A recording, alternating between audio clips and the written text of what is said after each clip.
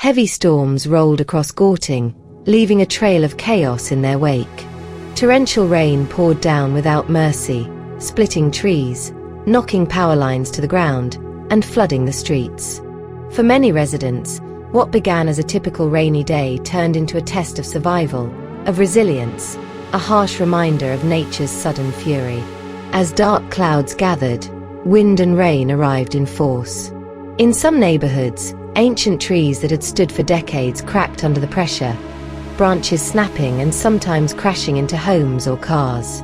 The wind wrestled power lines from their moorings, sending cables dangling dangerously and plunging parts of the province into darkness. Electricity went out in large swathes, not just as a flicker, but as a blackout. The infrastructure, already vulnerable, was battered by the storm. Repair crews were dispatched quickly, but the scale of damage delayed restorations. In certain areas, lines hung low, posing acute danger. Emergency teams warned people to keep their distance, mindful of the risk of live wires. Floodwaters rose fast, turning roads into rivers in minutes. Low-lying areas filled up, drains overflowed, and bridges became impassable. Vehicles stalled in deep water, struggling to move as the volume of rain overwhelmed drainage systems. For some, the water crept into homes, soaking floors and soaking hope. The city's emergency services were stretched thin. First responders rushed to stranded motorists, sending help as cars were trapped or swept by the current. Other teams scrambled to clear debris, fallen branches, flooded underpasses, and even uprooted trees to restore some semblance of order. The sound of sirens, hammering rain, and thudding would fill neighborhoods into the night. Beyond the physical damage, the storm stirred up anxiety. Families huddled indoors, watching the rain lash their windows, fearful of what might follow. In homes, children pressed their faces against the glass, listening to the wind's roar. Outside, residents made cautious treks to check on neighbors or secure loose items. Mattresses, bins, garden tools, anything that could become a projectile. City officials issued warnings before the worst hit, alerting residents to the risk of flooding, fallen trees, and power cuts. But even preparation had its limits. For many, the storm came faster and harder than anticipated, leaving little time to respond. Emergency shelters were readied, but not everyone could or would evacuate. There is a bitter tension in the air. How much can a community protect itself when the force of nature arrives unbidden? Electricity crews worked through the night, navigating waterlogged roads and dodging fallen debris to reach downed lines. Their work was urgent, reconnecting homes and businesses, but also preventing further tragedy. At the same time, municipal services sent out teams to clear blocked drains and pump out flooded areas, hoping to prevent what they feared most: waterborne damage and contamination. For some residents, the storm exposed more than just broken infrastructure. It revealed deep vulnerabilities.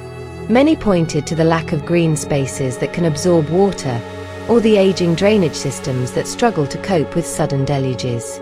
Others raised questions about urban planning. As the city expands, is enough being done to anticipate these increasingly violent weather events? The rains also sparked conversations about climate change, not as a distant theory, but as a present force shaping daily life. Gauteng, a busy economic hub, is particularly exposed. Rising temperatures, heavier storms, and erratic weather patterns are no longer just predictions. They are lived experience. For residents, the storm was not just an isolated event. It was a mirror reflecting deeper systemic risks. In neighborhoods hit hardest, people came together. Neighbors who had barely spoken before shared umbrellas, helped each other bail out water, and checked for structural damage. Once the rain eased, some ventured out to survey the wreckage, a yard littered with branches, roofs with missing tiles, and streets still slick from muddy runoff. But amidst the damage, there was solidarity, a quiet determination not to be defeated. City officials promised to review disaster responses and reinforce infrastructure. They pledged to invest in stronger drainage, to to plant more trees designed to withstand storm force, and to ensure utility lines are more resilient. For many, these are not just promises, they are urgent needs. As dawn broke after the storm, Gauteng streets still held traces of the night's violence. Water still pooled in gutters, but already, people were stepping out. Shopkeepers opened, swept storefronts, and began assessing water damage. Residents ventured out, cautious, checking for signs of further risk, a weakened branch, a sagging wire. There was pain, but also purpose. When nature's wrath subsides, rebuilding begins. The storm was a reminder of fragility, but also of strength. It underscored how much depends on systems, on infrastructure, emergency planning, and community spirit.